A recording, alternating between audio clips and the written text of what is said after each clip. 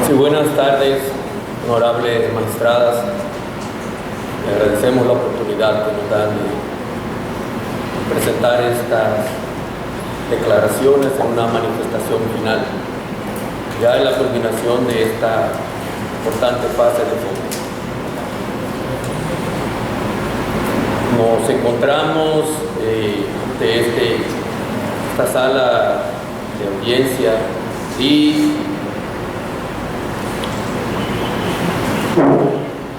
he sido testigo de cómo se desarrolla un proceso judicial tan importante como este en el que estamos participando.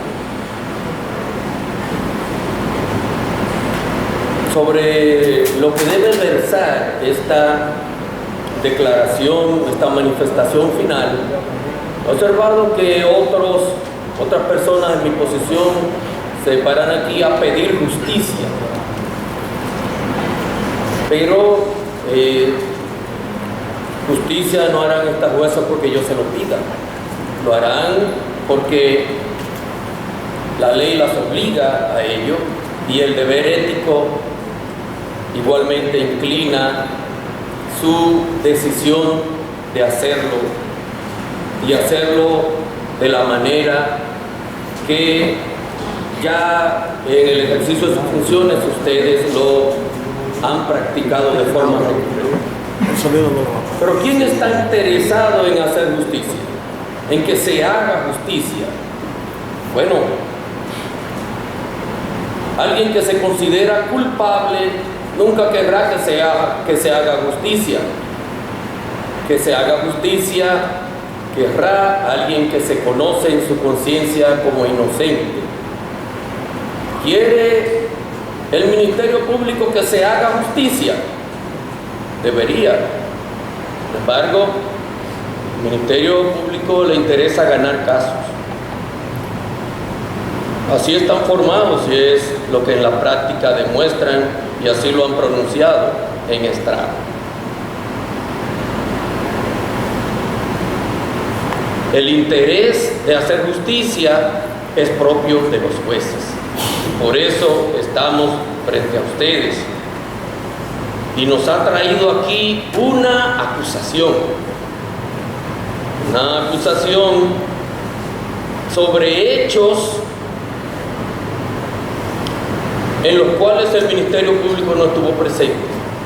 Tampoco las juezas estuvieron presentes en los hechos que se narran en la acusación de una forma y que ocurrieron en la realidad conforme a la calidad fáctica de esos mismos hechos. Les ha correspondido a esta jueza el esfuerzo de reproducir, reconstruir hechos ocurridos en el pasado. ¿Y en base a qué? En base a pruebas, en base a testigos que tienen afinidad temporal con los hechos que se han evaluado aquí, en base a documentos que corresponden también en el espacio y en el tiempo a los hechos que se han venido a juzgar aquí. Estas pruebas son importantes y nosotros, ante la necesidad de reconstruir los hechos sin tener el don de la ubicuidad, no podemos ocupar dos lugares en el espacio, ni un solo cuerpo estar en dos espacios temporales simultáneamente, pues nos vemos en la necesidad de recurrir a estas pruebas para presentarlas a este honorable tribunal para que las ventile. La acusación ha presentado pruebas ante este honorable tribunal y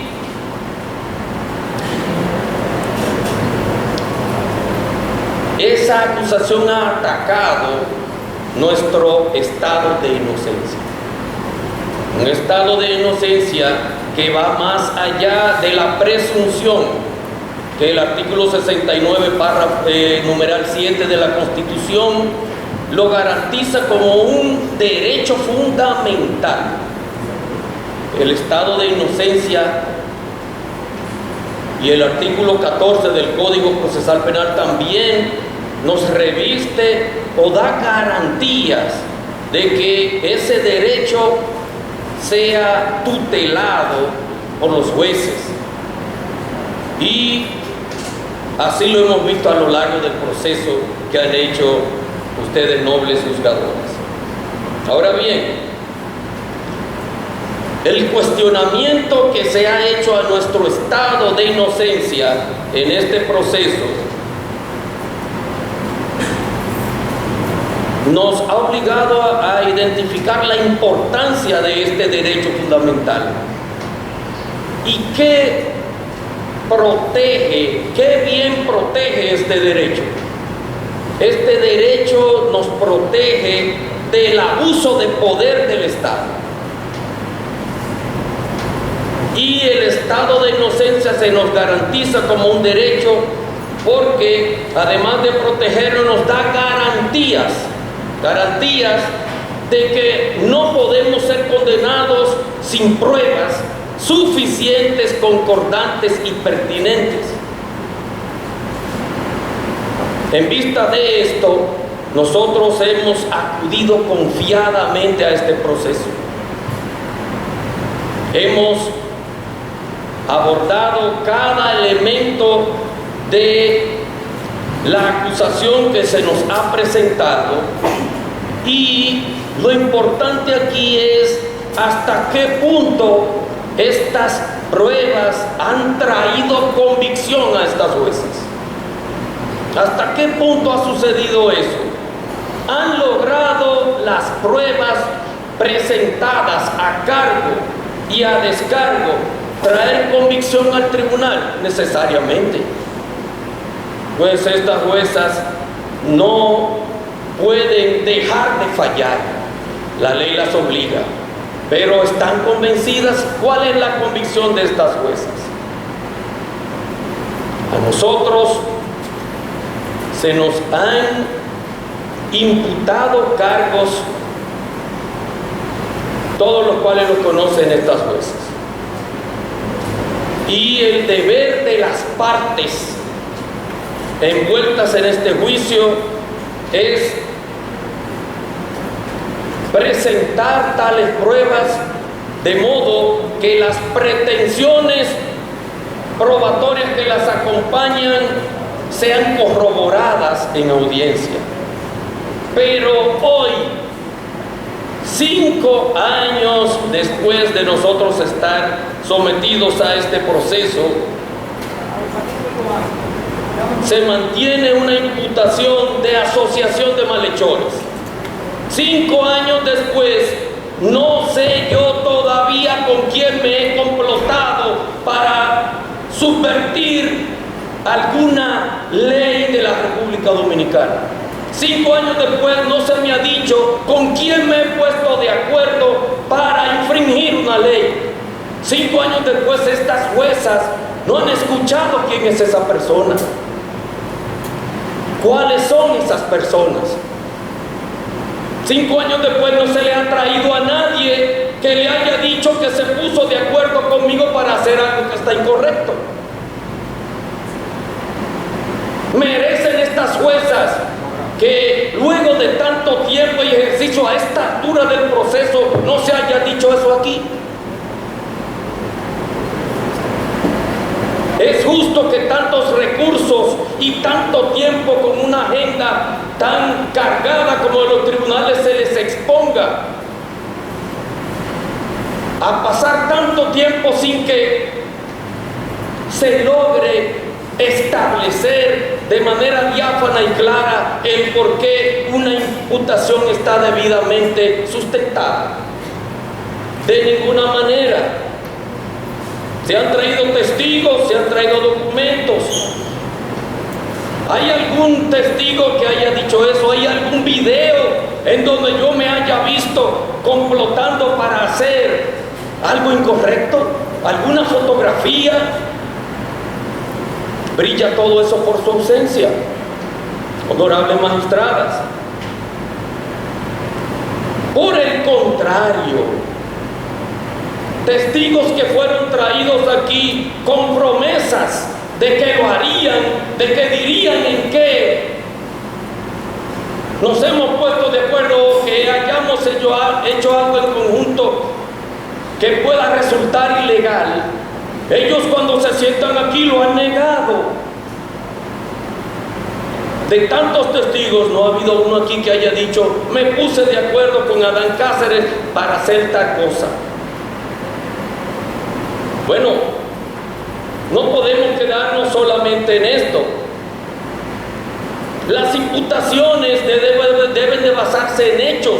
Los hechos tienen un contexto temporal y espacial. ¿Dónde me junté? ¿Qué día? ¿En qué momento? Hay que circunstanciar esos hechos. Y eso no ha sucedido en este tribunal.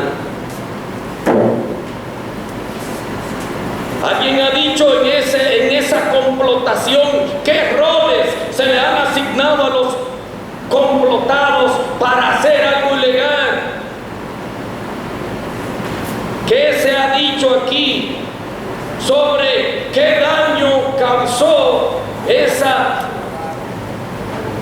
reunión de voluntades para hacer algo ilegal? ¿Qué daño ocasionó por el cual debe de responder todo el que estuvo en ese entramado? Eso no se ha dicho, magistradas. Y al finalizar este juicio, tengo el deber de expresarlo a este tribunal como una manifestación, pero que también la misma acusación me imputa el delito de desfalco. Magistradas, el desfalco implica que fondos que han sido puestos bajo custodia o responsabilidad nuestra han sido sustraídos, aprovechándose uno del acceso legal o legítimo que tuvo para desviar esos fondos y beneficiarme de ello. Bueno, aquí se ha hablado mucho de desvíos de fondos. Nosotros en nuestras funciones manejamos fondos públicos, pero en esta sala de audiencia nunca se ha señalado qué fondos de lo que yo manejé los desvié, llegaron a cuentas o a posesión mía, yo me beneficié de ellos, y mucho menos hasta dónde, qué se hizo con esos fondos. Eso no se ha dicho, pero después de estos 5 años, lo que hemos visto es que ellos generalizan las acciones, pero no las individualizan.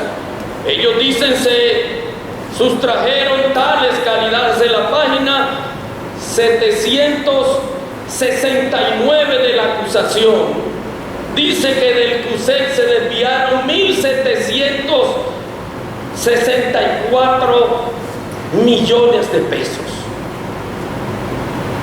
Y eso se lo robó todo el que está aquí. Pero eso no se maneja así en un ámbito penal. Usted tiene que decir de eso a qué le corresponde, qué responsabilidad individual tiene cada uno en ellos, si eso fuera cierto que sucedió. ¿Cómo sucedió? ¿Dónde estaban esos fondos?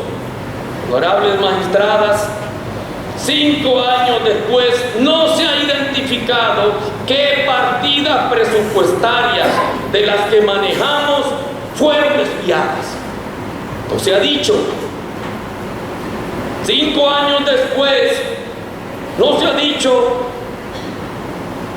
cómo yo me he beneficiado de alguna manera de eso.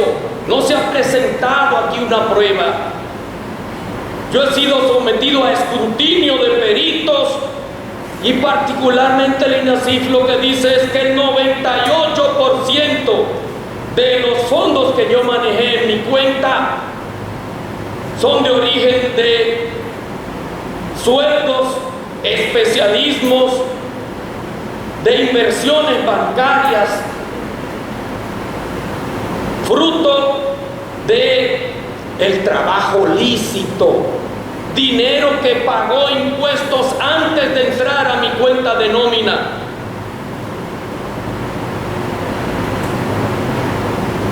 En 5 años, los que pretenden sustentar su acusación no han dicho cómo se movió el dinero para llegar a posesión mía. No han trazado una ruta. Todo el dinero que manejé fue presentado aquí con trazabilidad.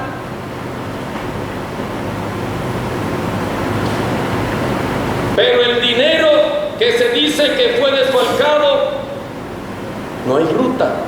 En ningún momento se dice cómo llegó dinero a manos mías, porque eso nunca sucedió. Esta imputación del desfalco, honorable magistrada, luego de 5 años de este proceso, estas juezas no saben cuáles funcionarios del CUSEP utilizaron sus funciones para desfalcar con conocimiento nuestro. 5 años después, las fuerzas,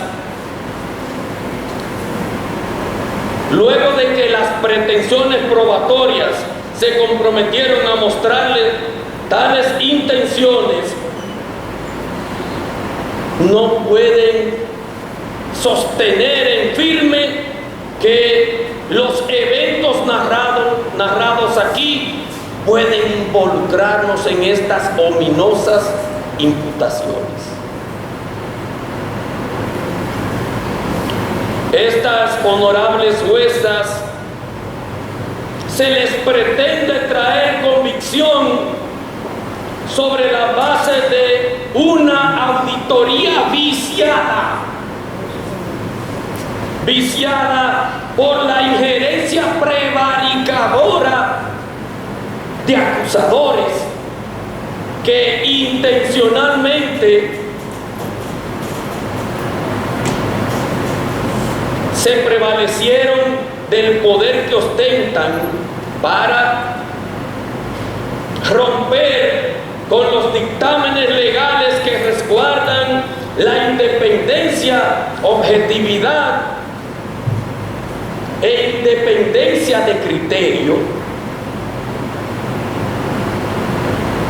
de auditores que la ley los obliga a resguardar estos principios, pero recibieron órdenes del Ministerio Público. Se vieron limitados a listados para hacer interrogatorios.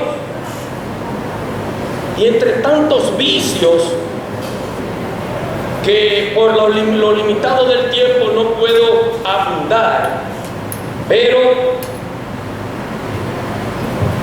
realmente se logró tanto impacto en una acusación tremendista, una acusación amarillista, para estratificar sumas de dinero que luego no se podían sustentar. Por eso hacían tasaciones fuera de tiempo y dejaban de lado ingresos reales para que se percibiera que había números en rojo. ¿Cómo es posible que ante estas juezas se pretenda sostener acusaciones tan graves sobre la base de un ejercicio tan espurio? Bueno, honorables magistradas, nosotros Luego de estos 5 años, hubiéramos querido que quedaran sentadas bases sólidas sobre la que la decisión de las juezas pudieran proyectar una imagen sobre la majestad que envuelve a un ámbito tan sublime como es el de la justicia. Acusaciones como esta vienen a empañar ese brillo. La justicia es una aspiración demasiado elevada para que se vea enturbiada con acusaciones como esta, que han resultado insostenibles. Los hechos, las pruebas no han podido sustentar estas acusaciones, y nosotros hemos podido ver, honorables magistradas, que ante ustedes han desfilado como testigos personas que deberían de estar acreditadas moralmente para ello, pero lamentablemente al sentarse donde estoy yo, lo que han venido es a declarar el carácter delictivo de sus conductas. ¿Cómo es posible que a defensoras de la justicia le sienten al frente confesos delincuentes? Que las juezas, en su inclinación primigenia, es condenarlos, pero que la ley las impide, las limita, porque no pueden tener iniciativa acusadora. Entienden que pueden burlarse de este tribunal, sentándoles personas aquí que ellos saben que han delinquido porque lo han confesado, bajo presiones que aquí mismo se han puesto de manifiesto, y que esos confesos delincuentes vengan a acusar personas revestidas del estado de inocencia. Obviamente, nosotros sentimos un sabor amargo al ver estas cosas, y no puedo ni imaginar cómo se sentirán estas juezas en medio de coyunturas como estas. Pero la alevosa intención del Ministerio Público de cubrir su total desconocimiento de roles que le son pertinentes, la falta de profundidad en sus investigaciones, el uso y manejo de los fondos de inteligencia fue algo que les obsesionó a ellos. El hecho de no poder saber y nunca poder decir a este tribunal cómo se manejaron fondos de inteligencia, porque donde quiera que investigaron encontraron el velo que pone la ley a este renglón del gasto del Cuerpo de Seguridad Presidencial. Al no poder romper el velo que impone la ley, pretenden venir y decir que de esos cheques por parte de Julio Camilo de los Santos Viola y de Juanerque Reyes Batista constituye prueba de que ellos lo sustrajeron porque ellos desconocen el manejo. Y yo soy testigo de que estos oficiales nunca tocaron un centavo del dinero de inteligencia, porque yo estuve ahí. No soy testigo por mi condición de imputado, pero tengo el deber de afirmarlo aquí.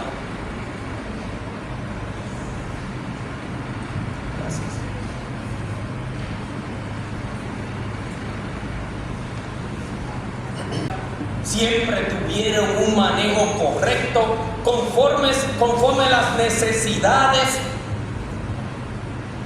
de seguridad nacional propias de la naturaleza de una unidad del carácter del Cuerpo de Seguridad Presidencial. Pero no conforme con esto, honorables magistradas, encuentro la imputación de lavado de activos en mi contra. Les aseguro, honorables juezas, que no pretendo ocupar mucho tiempo y sé que tienen una agenda que han manejado con toda oportunidad y estoy tratando de ser lo más breve posible. Pero es la primera vez que levanto la voz en esta fase del fondo y de la manera más sucinta plantear los puntos que les estoy planteando. Les agradezco la paciencia que muestran, honorables jueces. Que le diré la palabra conoce que estas juezas son especialistas en materia de lavado de activos.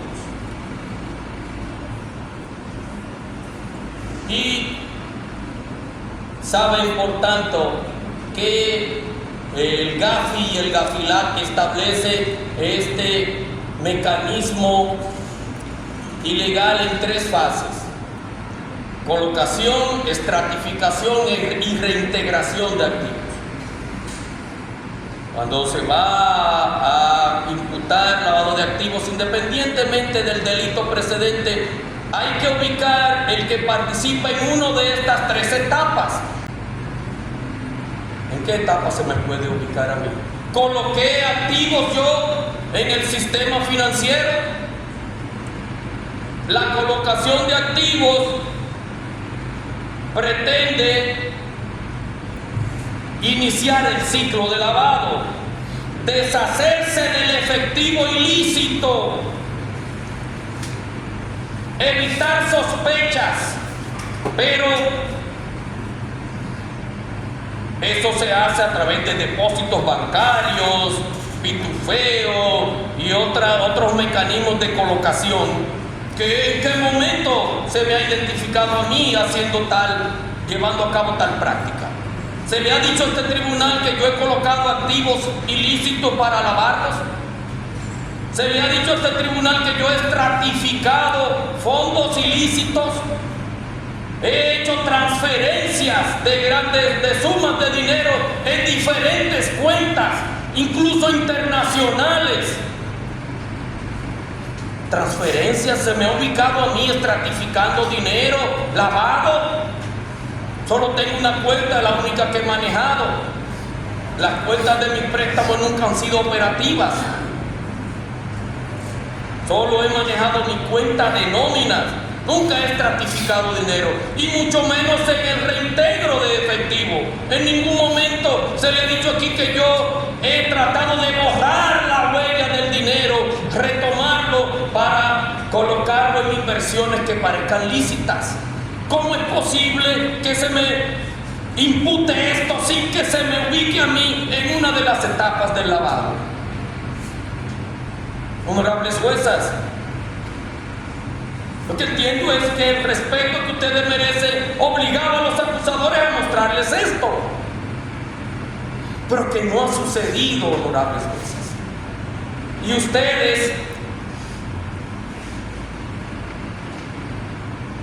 ustedes dirán que las simples palabras que estoy diciendo son una memoria de lo que ha sucedido a lo largo de este proceso de fondo. Finalmente les voy a hablar de otra imputación, honorables juezas, la imputación de testaferrato, que está íntimamente vinculada al lavado de activos, pero que es una imputación paralela. Bueno, si vamos a ello, honorables juezas, la tipificación de este delito implica que un bien propio de una persona aparece a nombre de una segunda, pero la propiedad uso, disfrute y beneficio sigue en posesión de su dueño real. Recientemente, en un caso que sigue corriendo en la justicia, el señor Mickey López fue condenado por una vivienda de 183 millones donde él vivía, su familia la usaba y se beneficiaba de ella, pero estaba a nombre de un chofer y una ama de casa. Él se comportó como el dueño de esa casa y por eso lo acusaron de testaferrato. Pero las propiedades que los acusadores dicen que son mías, yo no me he comportado como dueño de ellas. Ellos quieren que se crea que son mías porque ellos lo dicen. Lo que es mío lo he declarado en mi declaración, registrado en mi declaración jurada de patrimonio. Mientras estuve en las funciones con toda responsabilidad, no traté de ocultar nada. Nosotros, honorables juezas, por solo poner un ejemplo para no extendernos, se nos pretende decir madre tierra es de una institución que no está en juicio. Pero cuando me comporté yo como dueño de madre tierra, a los bolsillos de este hoy acusado no entró un centavo en esa institución nunca, ni ellos pudieron probar eso jamás. Encontraron una casa de veraneo mía, encontraron vacas y encontraron pollos, pero nada que lo ligue a mí como propietario. Y así sucede con cada una de las propiedades que ellos pretenden infructuosamente, solamente por el valor cuestionado de su palabra, adjudicármela a mí. Y honorables juezas, voy a terminar. Les agradezco profundamente la paciencia que han tenido. Ustedes se retiran después de escuchar estas manifestaciones finales, se retiran a deliberar. Y en ese espacio ustedes entran en contacto con el expediente al margen de este plenario.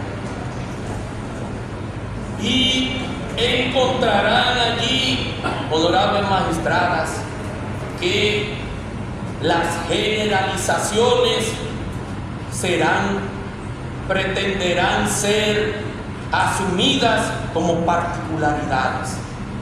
Pero ustedes son juezas experimentadas. Ustedes irán a pesar en balanza la gravedad de las imputaciones frente a la liviandad de estas pruebas. Honorables magistradas, que cuando vean esa balanza inclinarse tan favorablemente al resguardo de nuestro estado de inocencia, dirán a la sociedad sin temores, como lo han hecho en otras ocasiones, que las pretensiones de traer ante ustedes personas para exponerlas públicamente como autoras de delitos, no fue posible condenarlas porque las pruebas no fueron ni suficientes ni fueron tampoco pertinentes a la pretensión que ellos hacían. Muchas gracias por la paciencia, honorables juezas, y el Señor las acompañe en la difícil tarea de la deliberación. ¿Algún otro imputado?